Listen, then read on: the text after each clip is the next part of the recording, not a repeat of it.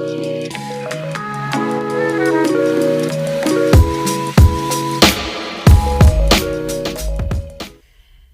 what's up everybody? It's your girl JoJo and I'm here with Love and Marriage Huntsville Season 2 Episode 15. This review is going to be long. I'm just going to go ahead and let you guys know now. I also want to let you guys know that I won't be doing videos next week or the week after that because I have a certification coming up and I got to study. Okay, that is my main focus. It is getting down to the wire and I got to get out of here. So please send up a special prayer for your girl that everything just goes seamlessly. I really need it to go well. So just please, y'all, please. It's got to go well. It's got to go well. All right. So anyway, let's get to this review. All right. So we started out at Destiny's event and we got the Scotts standing face to face, Scott 1.0, Scott 2.0, and then we got Destiny off to the side. Now, I don't know if they paying Destiny extra to get stuff started, but she definitely did do it again. She put the embers out and then she watched the flame go. Wait, the embers is what come at the end, ain't it? But y'all know what I mean. So, Marsau, Tisha, Kimmy, and Maurice are standing across from each other and they're talking about the Mommy Business podcast, how well everything went. Tisha thought there was going to be issues with Kimmy and Destiny, but it turns out they didn't have any issues because they clicked up well. They got a lot in common. I felt a hint of shade in that comment, but I don't know. Y'all let me know. So then she tells Maurice, I was upset, but Kimmy and I had a conversation and she's just like, what are you telling him for? Maurice is kind of standing there like, then she said, we're good. And then Maurice was like, okay, now I can talk. But we're good. We talked about it and we're good. And Destiny asks, well, is Wanda coming? I said, Destiny, are you getting it started again, girl? She getting it started again.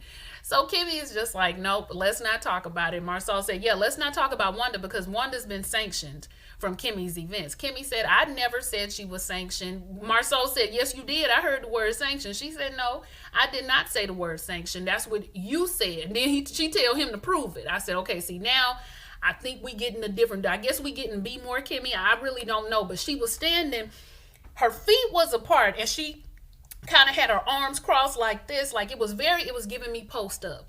It was giving me post up then type of vibes. So Maurice is trying to talk, and the point that Maurice is trying to make that Wanda was not invited because of anything that was going to happen with her and Kimmy.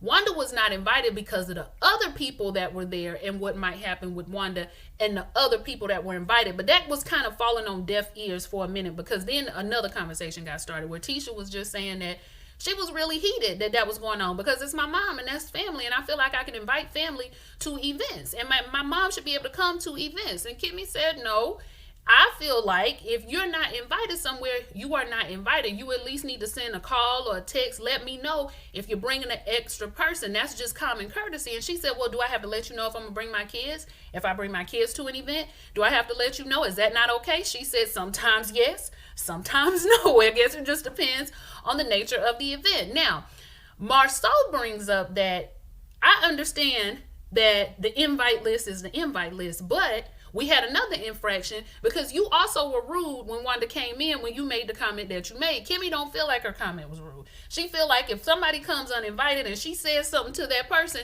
then it just is what it is. It was a fact. You were not invited. So Tisha and Marsau must have invited you. Maurice feel like it was kind of rude. I probably would have looked at him like, you correct me in the car. You don't correct me in front of everybody else. But Maurice also is feeling like it's kind of rude. And he's just like, well, see, now I can kind of understand. So everybody kind of nodding like, right, yeah, like we understand. She said, y'all can be right somewhere other than my son's graduation party. F that. I said, oh. Baby, the pressure cooker lid is off. I guess she done had enough. So I was laughing because I really wasn't expecting her to have that kind of reaction. And I get what you guys are saying. A lot of y'all are saying she didn't have to say what she said. She didn't have to add the extra comment on. And I can see that point because maybe that did get a certain energy put out there. But y'all, I mean, I still feel like if you uninvited, you uninvited, and you gonna get whatever you get from me. But I listen, I ain't above being called mean. I done been called worse. I get called mean on a regular basis. My friends will say it. My mama done said it. I don't care. But they felt like they had two infractions. Kimmy said, yeah, I don't care about none of that. It was very much Nene. I said what I said and I'm not taking it back. So then it kind of moves into Tisha saying, well, if I have something, then I guess that means that you can't come to my event if my mom's going to be there, even if I were to have something at my house. And Kimmy said, it's not me and your mom that's the issue. It was the issue and the ruckus that she started when she got to the event with other people at the party, which was Melody and Martell. So Tisha gonna say, so what you're saying is I can't have my mom around Melody and Martell. And Kimmy said you wasn't gonna invite them anyway. Tisha, realizing that the argument ain't really going the way she probably wanted to go, she ended up just walking off, and that was the end of it. But listen, you guys, I still feel like she shouldn't have been there. I mean, I don't know. I don't know. And I don't know if production told Wanda to come. I don't know if Tisha told Wanda. I really don't know. And honestly, I'm going to be honest with you. I don't truly care. You going to get whatever you get from me if I did not invite you. And all of my friends know that. All of my family knows that, which is why I always get texts and emails if it's okay to bring a friend, to which my answer is no.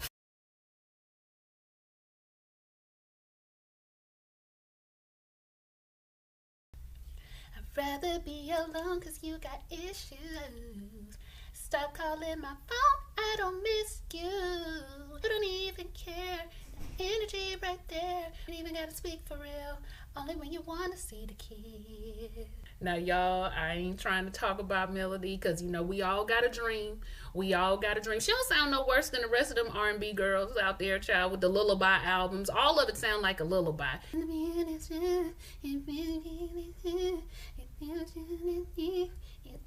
I don't really subscribe to that sound. I grew up in church, so I ain't just used to singing. I'm used to some singing. And when you grew up in church, that singing kind of trickled down into your secular musical taste. So I like a certain sound when I hear the R&B music, and the girls today just don't do it for me. So I listen to a lot of old stuff. New girls, definitely Jasmine Sullivan, and then maybe a little bit of Tiana Taylor. That's probably about as new as I get for the new girls anyway. But yeah, Mel says she want to sing. The only thing I recommend is maybe get you a writer, because them lyrics wasn't it. So maybe get with Candy. This is right around her realm of the type of writing she like to do. Bugaboo, No Scrubs. So this song she could probably help you out with this one. Go on, get with Candy and see if she could write you some lyrics. We need some more lyrics. Anyway, Mel ends up having a conversation with her brother about why she didn't show up to the event. I think she knew what she was doing. The brother described what happened. Now, he didn't really tell it exactly like it happened, because bro did come on there. He came in there with a certain type of energy.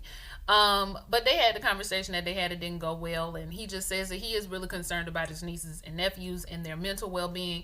He doesn't understand why Martell is not concerned about that. It's like he doesn't get it. And Melody says she's starting to notice some things about Martell that she kind of noticed a long time ago. She just didn't see them as red flags at the time. They've been together since they were 21 years old, but now she is starting to, since she was 21, he was 25, I think.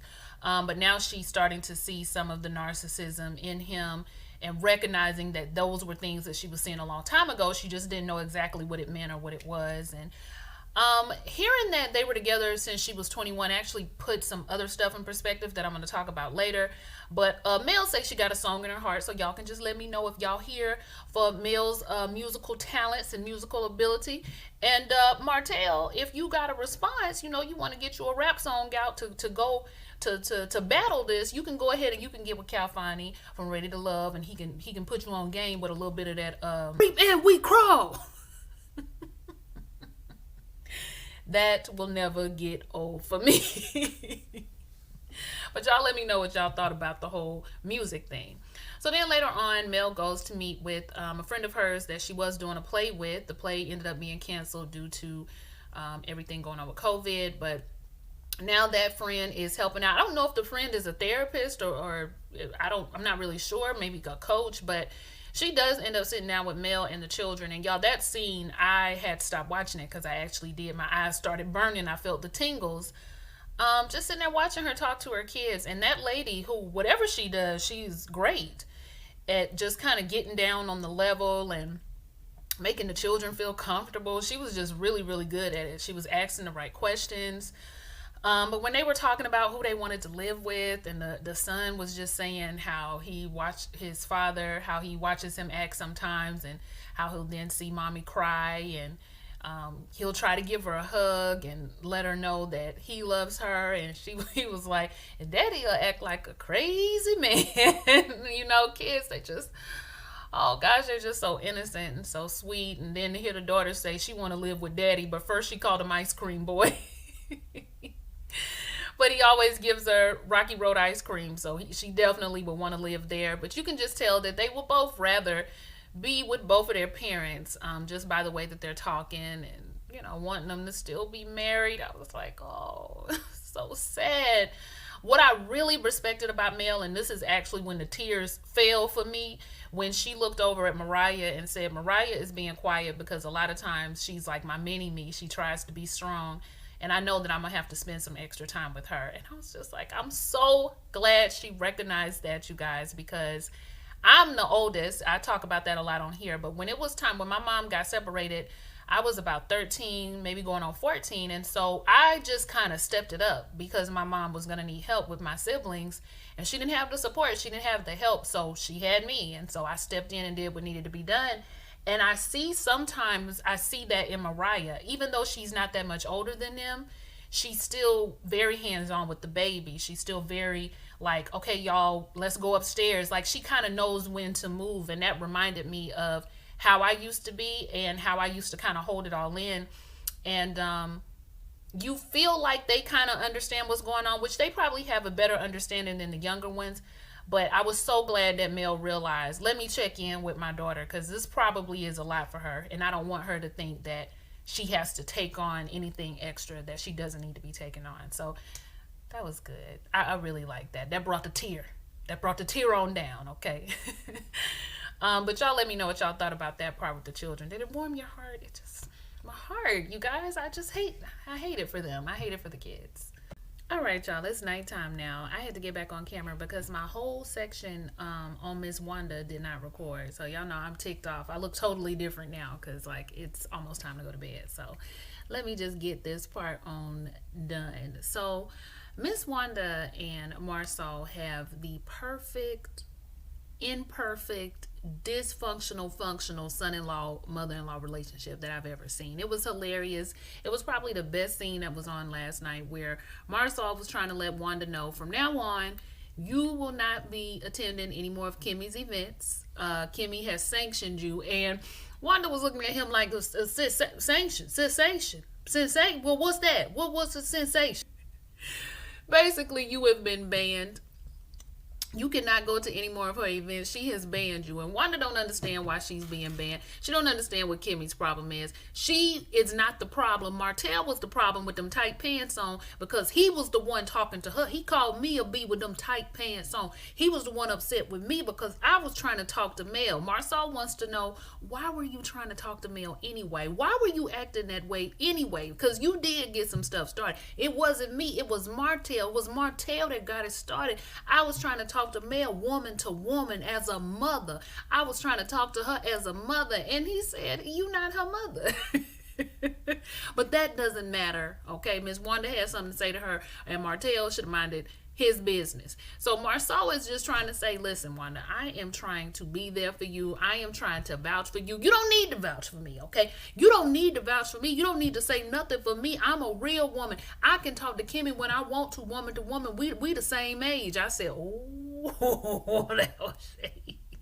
I think Kimmy is in her late 40s and Wanda is in her mid 50s. So, I mean, I guess.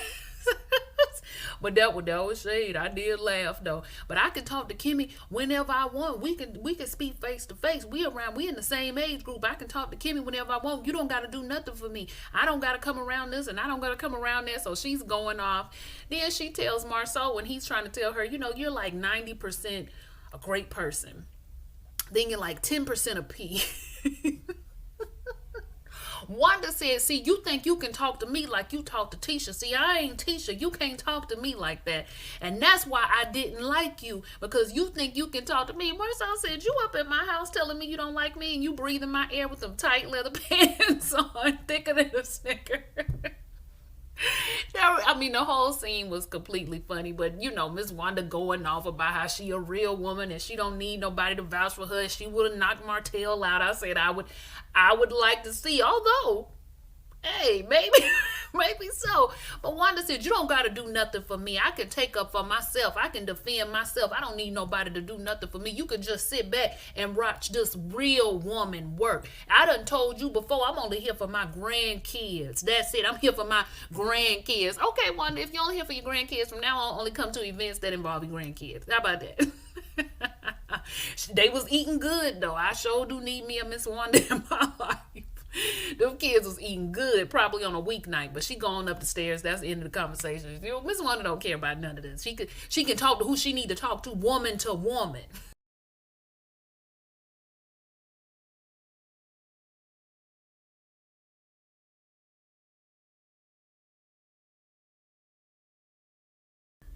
Okay, so we got Marsau. Well, Marsau's not there. I'm sorry. We got Maurice, we got Cedric, and we got Martell at the campfire. So they end up having a conversation about Martell and his marriage and everything that's going on. Cedric actually shared with him earlier that his parents divorced when he was around one of Martell's kids' ages and how it affected him and the sibling that was close in age to him, but it was four of them total, so same situation, and it really affected him. So make sure you check in on the kids, make sure they're right. This is the third time that somebody has told Martell to make sure you check on the kids and how it's affecting them emotionally. So maybe hearing it from Cedric, he'll settle in. Seemed like it was settling in a little bit better with him. When they get around the campfire, they end up talking about would he give it another shot, basically. Like, if there was a chance, if there was an opening, would you do it again? Would you try to put your family back together? Martell believes that they are beyond that point, but Maurice believes that if there was another opportunity, if there was a window, that Martell would indeed take it. But Martell is just like, nah, I don't think so. I think it's too much is going on, too much has happened. It's just not going to work. And Cedric asked a question that set it off. If you could do anything differently, what do you think you could change about yourself?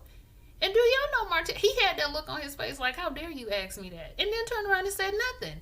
He doesn't feel like he did anything wrong. And Maurice is just like, see, that's not the correct answer. He goes into saying that the infidelity was a problem. The fact that it lasted so long, I said, no, the infidelity was a problem. Period on it. The infidelity was a problem. But see, this is the problem that a lot of people have with Martell. It's the mitigation of everything that he's done. I feel like when people are more humble and when they're more accountable, a lot of times it doesn't make people feel sorry for you per se, but they're able to move on a little bit better because they realize that you understand the gravity of what you did. Y'all remember when Tina and Teddy went through their stuff on Mary? People still like Teddy, you know, after the fact. We gave him the side eye, but there was a lot of people that still enjoyed Teddy because Teddy was remorseful. He copped to it, and, you know, they're still together to this day. I believe Warren has also had some infidelity with Erica. It didn't play out on the show. But people, obviously, the family still liked him, and people, you know, I just think that it makes people more able to move past it when they just don't attack you as harshly, I guess you could say. So with Martell, it's just a constant mitigation of everything he's done. It was that one time, it was that one person, and it was a long time, but it was with that one person, and I was doing everything I needed to do at home, and I wasn't doing this, and I wasn't doing that, and it's just like, don't try to mitigate it, just cop to it, and then let's try to just go forward from there. But he just has a hard time doing that. He starts talking about how he was begging and pleading with his wife for something that he wasn't getting sexually. We now know it was the fellatio.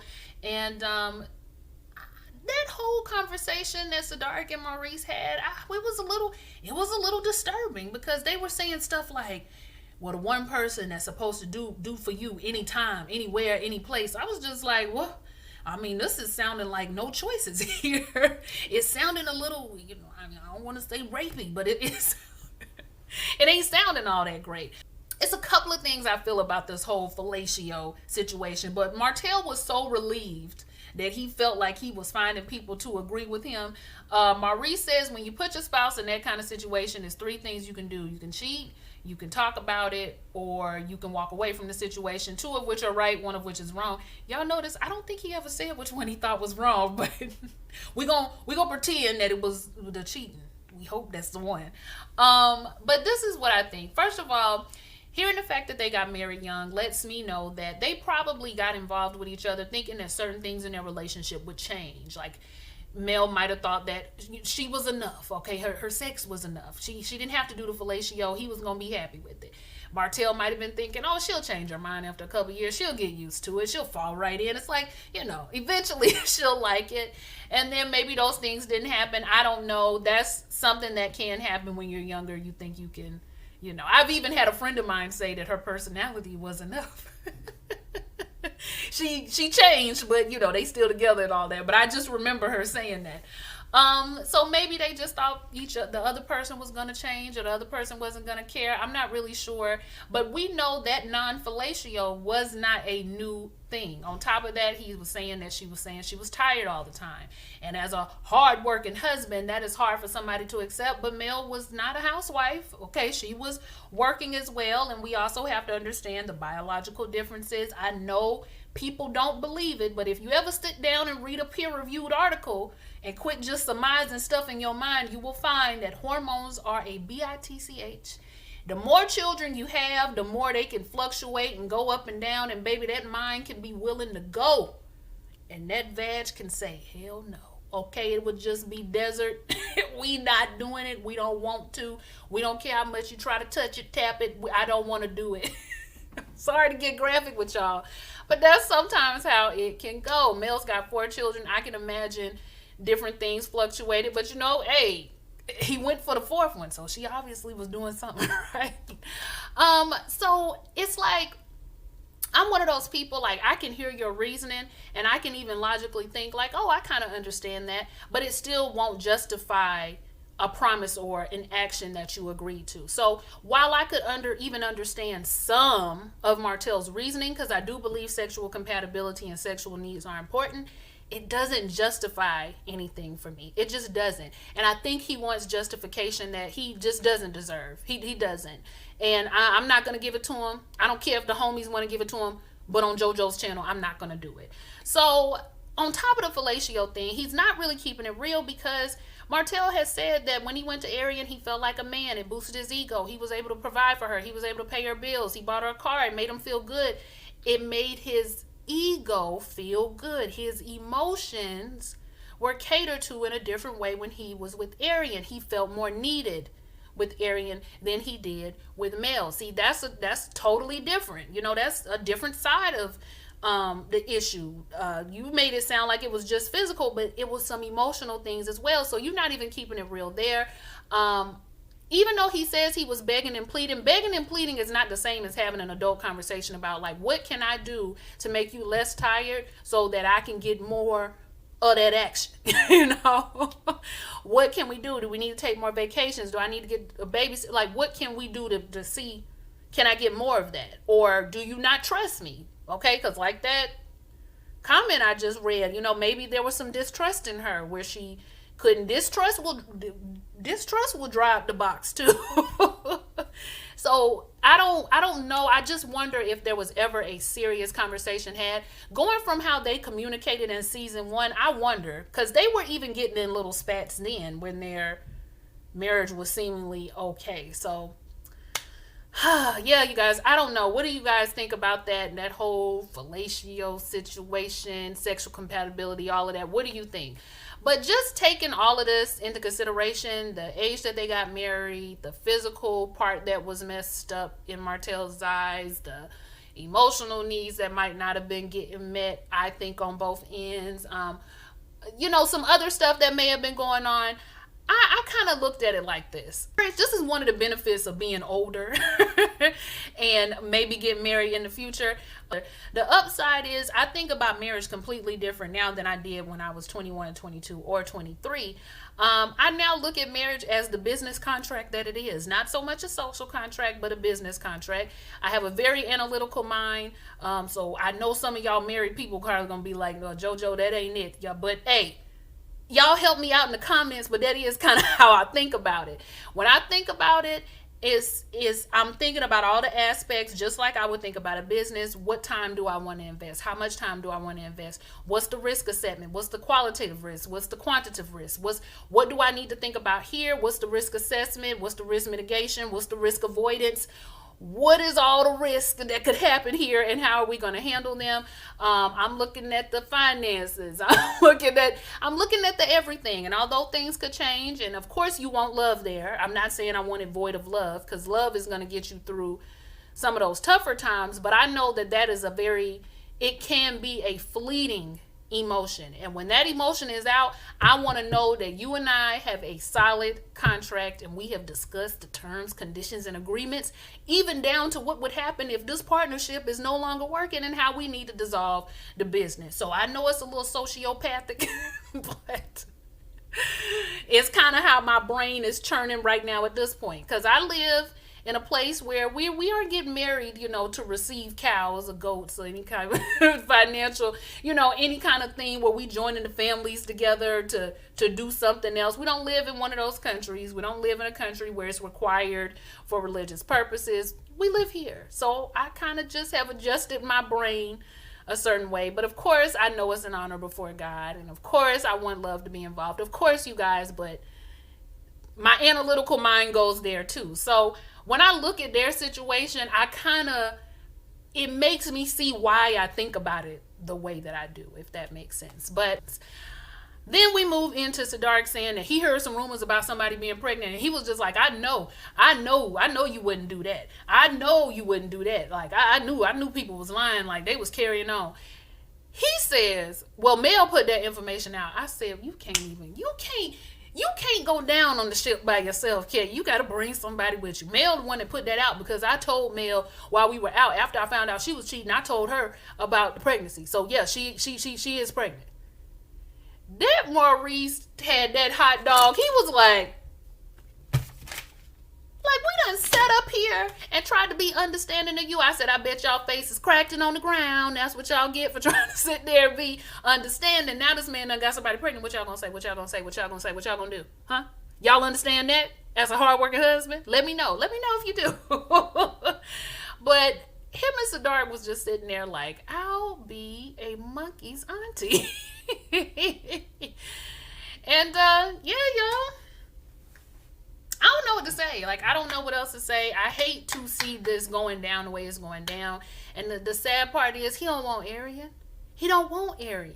And I know I've seen in the comments people are like, this is why polygamy should be legal, because then he could have two women. He could have two women, but he wants those two women. You get what I'm saying? Those two women aren't with a polygamous relationship. This is why if you want something, you go out and find somebody that wants that same thing. Don't try to force this person to do it the way that you want it done. If you want polygamy, go out and find you some women. And it's a lot of them. It is. That's okay with doing it that way, because these two women that you want are not. And I don't even know if he even wants Arian anymore, just to be quite honest. But let me know what y'all thought about the video.